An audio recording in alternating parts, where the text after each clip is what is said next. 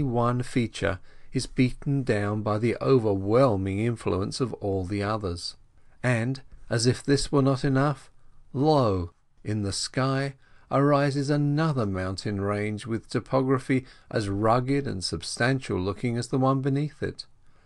Snowy peaks and domes and shadowy Yosemite valleys, another version of the snowy Sierra, a new creation heralded by a thunderstorm. How fiercely, devoutly wild is nature in the midst of her beauty-loving tenderness, painting lilies, watering them, caressing them with a gentle hand, going from flower to flower like a gardener, while building rock mountains and cloud mountains full of lightning and rain. Gladly we run for shelter beneath an overhanging cliff and examine the reassuring ferns and mosses, gentle love tokens growing in cracks and chinks. Daisies too, and Evesias, confiding wild children of light, too small to fear. To these one's heart goes home, and the voices of the storm become gentle. Now the sun breaks forth, and fragrant steam arises. The birds are out singing on the edges of the groves. The west is flaming in gold and purple, ready for the ceremony of the sunset. And back I go to camp with my notes and pictures, the best of them printed in my mind as dreams. A fruitful day, without measured beginning or ending, a terrestrial eternity, a gift of good God. Wrote to my mother and a few friends mountain hints to each. They seem as near as if within voice reach or touch. The deeper the solitude, the less the sense of loneliness, and the nearer our friends. Now bread and tea, fur bed, and good night to Carlo, a look at the sky lilies, and death sleep until the dawn of another Sierra tomorrow. July 21.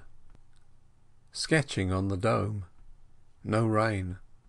Clouds at noon about quarter filled the sky, casting shadows with fine effect on the white mountains at the heads of the streams, and a soothing cover over the gardens during the warm hours.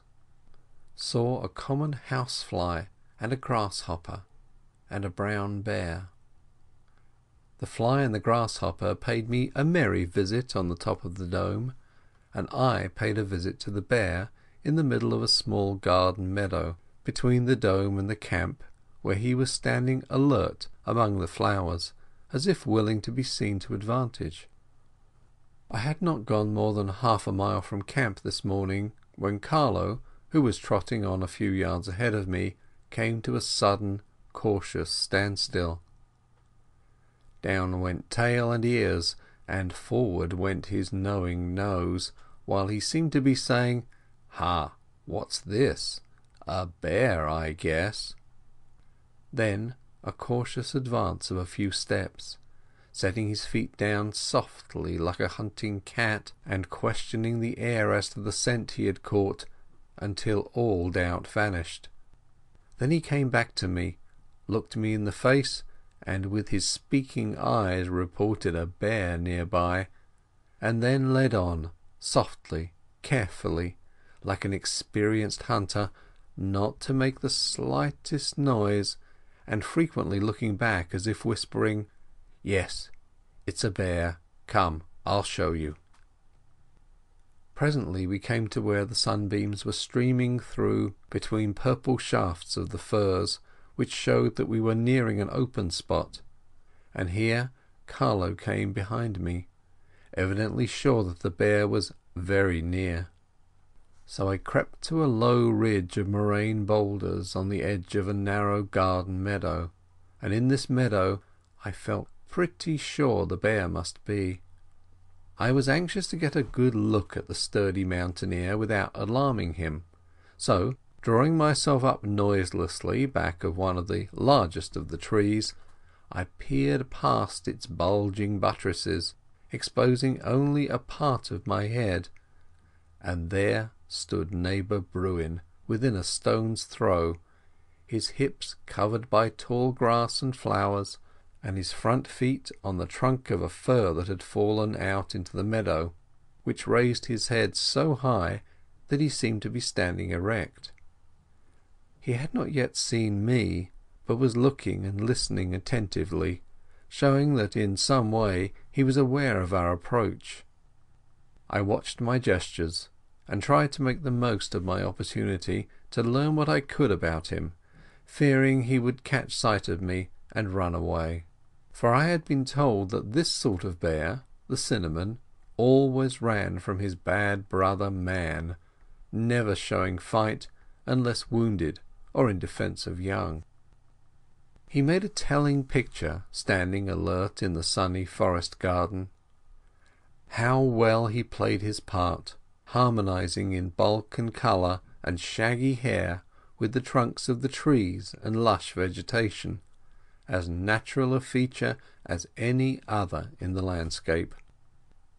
After examining at leisure, noting the sharp muzzle thrust inquiringly forward, the long shaggy hair on his broad chest, the stiff erect ears nearly buried in hair, and the slow heavy way he moved his head, I thought I should like to see his gait in running, so I made a sudden rush at him, shouting and swinging my hat to frighten him, expecting to see him make haste to get away. But to my dismay he did not run or show any sign of running. On the contrary, he stood his ground ready to fight and defend himself, lowered his head, thrust it forward, and looked sharply and fiercely at me. Then I suddenly began to fear that upon me would fall the work of running, but I was afraid to run, and therefore, like the bear, held my ground.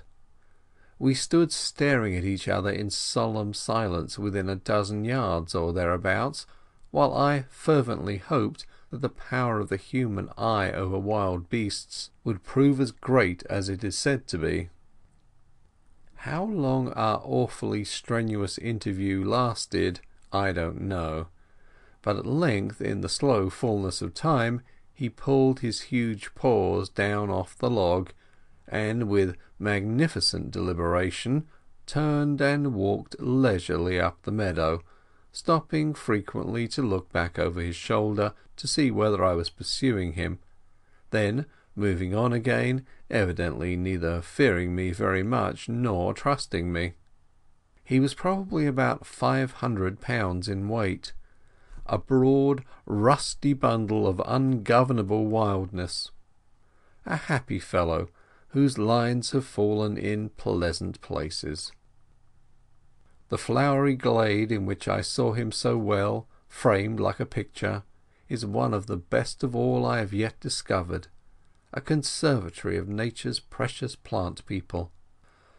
Tall lilies were swinging their bells over that bear's back, with geraniums, larkspurs, columbines and daisies brushing against his sides.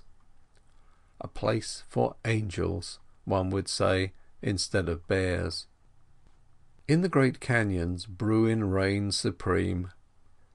Happy fellow, whom no famine can reach, while one of his 1,000 kinds of food is spared him.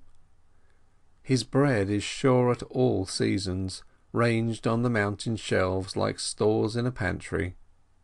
From one to the other, up or down he climbs, tasting and enjoying each in turn in different climates, as if he had journeyed thousands of miles to other countries north or south to enjoy their varied productions. I should like to know my hairy brothers better, though after this particular Yosemite bear, my very neighbour, had sauntered out of sight this morning, I reluctantly went back to camp for the Don's rifle to shoot him, if necessary, in defence of the flock. Fortunately I couldn't find him, and after tracking him a mile or two towards Mount Hoffman, I bade him Godspeed and gladly returned to my work on the Yosemite Dome. The house